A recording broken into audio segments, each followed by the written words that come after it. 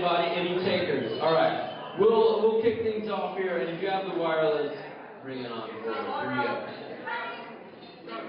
Okay, first of all, we just want to say thank you for the hosts of the night, Frank and Mary Berry. Thank you so much for hosting us tonight. It's been a great evening so far, and I think it's going to get even better as we go on for the rest of the night. Yeah, and I'd like to tag on that as well. I would like to thank our parents, Patty and Randy Barton, for a wonderful rehearsal dinner last night. A terrific party, and it's really been a treat to be here. And I'd also like to thank everybody for coming out tonight. I know a lot of you traveled a long distance, and it's much appreciated. This is an unbelievable wedding. So thanks again for everybody who made it out here today. So to give you a little background on the relationship between Scott and I and Brad, for those of you who haven't ascertained it yet, we're brothers, okay? We're not just weird strangers. All right, so when we were growing up, and this might be a little different than most families, but when we were growing up, it was kind of always Scott and I teasing or picking on Brad.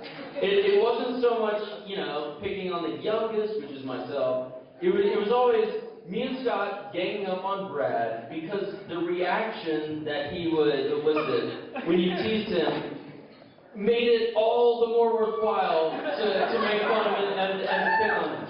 So, in the interest of tradition, tonight, we're going to do a bit of that right now. Since we have microphones, we might as well. So, take it away, Scott. So, Is this on? Great. So, as Wes said, Brad's in the unfortunate position of being the middle brother. And for those of you who know Brad, he's so serious that it makes it so easy to make fun of him. It's great. In fact, we even came up with a word for it growing up. We called it deviling. Brad called it. Brad coined that term. One particular story that sticks in my mind was when we had a family vacation to Lake Powell, and we all went on a houseboat. It was a great time. Extended bark plan. Yeah, all of you guys were there too. Unfortunately, about a week before that, Brad had sliced open his foot on some lawn edging, had to get it stitched up, but unfortunately could not swim at all during the trip. So he was stuck on a houseboat in the middle of this beautiful lake while everyone else was like jumping in the water, having fun, and Wes and I were just rubbing in. Oh, Brad, it's so refreshing and cool. It's so glad you can participate. And Brad just sat there with his scowl. The rage in his eyes was just great. And of course, then we tattle on our parents and just tell them to make us stop. When we were young, this is a great story. When we were younger, Brad and I made a bet. I forget exactly what the bet was over, but the loser of the bet, the penalty that the loser would have to pay, the loser of the bet would have to go and get a pair of our mother's bra and panties and wear them and parade in front of our living room window at our house.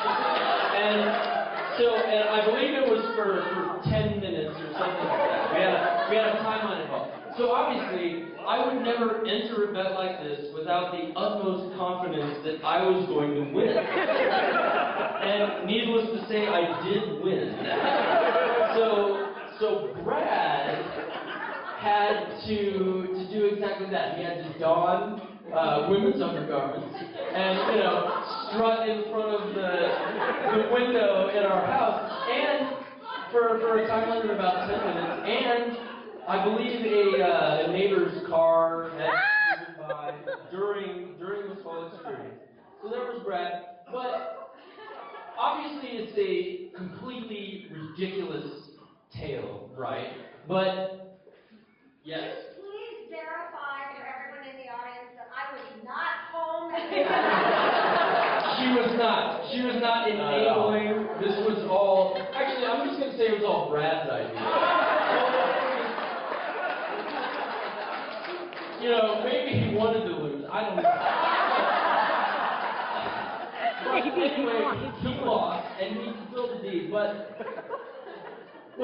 you know, what it demonstrated was obviously an absurd story, but he had the commitment to follow through with Yes. what he had agreed to do. Yay, Brad! Yeah. Yes. He had the strength, and he was brave enough to do it, and he had the perseverance to go with it. So it really showed, you know, a depth of character as he was wearing women's underwear. Parading in front. Well done, Eric. Thank you. Nice touch there. So yeah, he's a man of his word, even if his word results in that end result. And so even though Wes and I were really hard on Brad and put him in ridiculous situations over the years, one thing that's been really good is that I think it's made him a stronger person. At least that's what I tell myself. And on a more serious note, though, it's been really great to see Brad grow up into a man of really good character, like Wes has mentioned. Brad's just grown up into such a great guy. He's very passionate about his work and his family, and it's great to see that passion here today. I also want to tell the story about when I met Colleen for the first time. So we were visiting Brad in Boston, and he was taking us around Harvard Square, and we saw Colleen and Francesca after a race that they did. And I remember meeting Colleen, and I was like, okay, she's athletic, she seems pretty competitive, but she's lively, she's vivacious. But the thing that really impressed me the most is when she looked at Brad, there was definitely something there. We were there to visit Brad and his then girlfriend. I remember thinking to myself, she's going to be trouble. She's going to be trouble. And she was. Indeed she was. But we couldn't be more pleased that you two have come together and you're now husband and wife. You know, the first time I met Colleen, and this is kind of on a more serious note, the first time I met Colleen, I was taken aback by just how well-spoken and intelligent and beautiful you were. So I immediately thought that, you know, this relationship has longevity. There's a future to this relationship. So I'm absolutely thrilled that the two of you have gotten married and you're now husband and wife, and you're sharing that with everybody in this room, and Scott and I can be here to toast to you and to embarrass you, Brad, because that's our job after all. Yes, it is. So yeah, everybody give me a round. So in our family, us three brothers and our cousins, we have kind of a little tradition where when we all get together, the person who displays the best drinking prowess gets awarded with a certain reward called Top Barton, okay? So Top Barton has been owned by Scott for probably the last, I don't know, how many years, Scott? 4 or 5 years. So Scott has been Top Barton, but In light of the great decision Brad's made in marrying such a beautiful woman, I think it's time to hand over that top art honor to you. and the drinking prowess that you will show later today. Yes. So Brad, I hereby bestow upon you the honor of top art.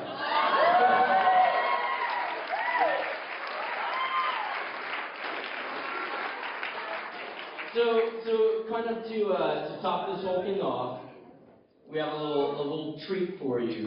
It's to show. So Brad, throughout his entire life, has been so exuberant and passionate and energetic, really about anything he does, whether that's his relationship, his career. In this case, what we're about to share is from opening a Christmas present in 1987. All right. So we're about to play for you a little audio clip from a home video in 1987. Brad was about 4 or 5 years old. So to set the stage for this, the main kind of high falsetto voice you're hearing is Brad,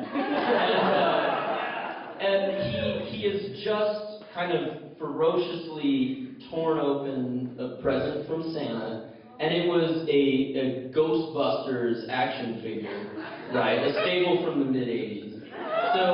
So he's ripped open this package, and this is kind of the way he reacts. It shows his passion and his exuberance. Hit it, Eric. Just the one I wanted. Mommy, this is just the one I wanted. Don't do that. Daddy, don't do that. Wait, put that down. Daddy, don't do that. Let's hear that again. Let's hear that a little more time.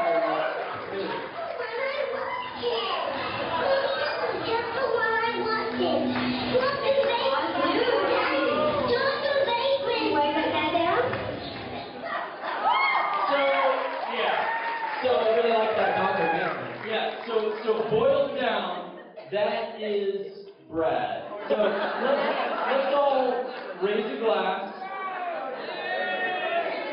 Let's toast to Brad and Colleen. Brad, she is indeed just the one you wanted. Cheers. Cheers. Cheers to the happy couple.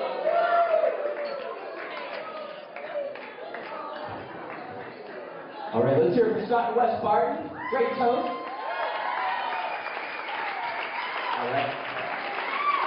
All right, who's ready for our maids of honor? Is there more toast coming for you? That's okay. Megan Barry and Francesca. Let's hear it for Megan and Francesca.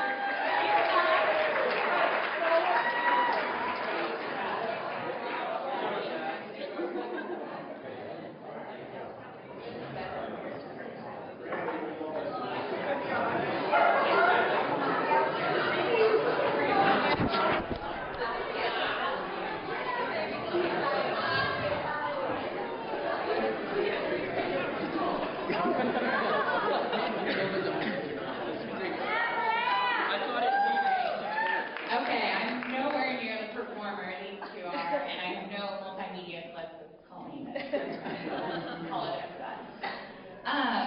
First I want to say, Patty and Randy, thank you so much for the lovely evening last night, and to Auntie JoJo and Uncle Frank for you guys. There you are. Everywhere, okay? I just wanted to thank you guys so much for this amazing, incredible, unfolding event. Colleen and Brad.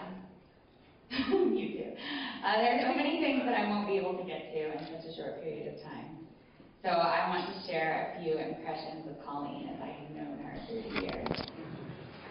She's a girl that always loves the allure of a fresh challenge and a new horizon. We've scrambled up and down many a mountain together, taped blisters, bathed streams, and coaxed each other along when we thought we were too tired to take another step. On the South Island of New Zealand, in our early 20s, we became Team Frawl, women of the wilderness capable of tackling any obstacle. I have an image of her as a young woman, a shimmering spray of water streaming behind her as she glided across Lake Almanor on a single ski, a picture of athleticism and grace. She's as reliable and steadfast and loyal a person as you could ever hope to meet. She's driven across several states just to meet me for a run, coaxed me out of bed for early morning adventures, which those of you that know DuBrock, that's pretty hard to do, and listened patiently on long-distance phone calls for advice and support. As kids, I used to beg call for back rubs. She always had such warm, strong, self-assured hands, even as a little girl. I think of those hands now as the perfect hands of a healer and doctor. I've watched Colleen grow up next to me over the years. I'm gonna get weepy here. Survive the bangs and horrendous orthodontia at adolescence. Weather storms of post-college career doubt and the emotional and physical challenges that inevitably arise on the rocky path to adulthood. I'm so proud of the woman that she always has been and the woman that she's become. Beautiful and sharp, full of tenacity and vigor and lust for life. Listen, call. There's no one else I'd stop for in the middle of a half marathon for an emergency bathroom break while you did your business and watch anxiously as half the field passed us by. And Brad, coach, Top Barton. I'm not going to wax poetic all night on your strong hands and beautiful face, which goes without saying. What I will say is that I've loved every moment of getting to know you. I knew you were a winner from that very early and rather hellish experience of running a marathon relay in Martha's Vineyard in February. Colleen's idea.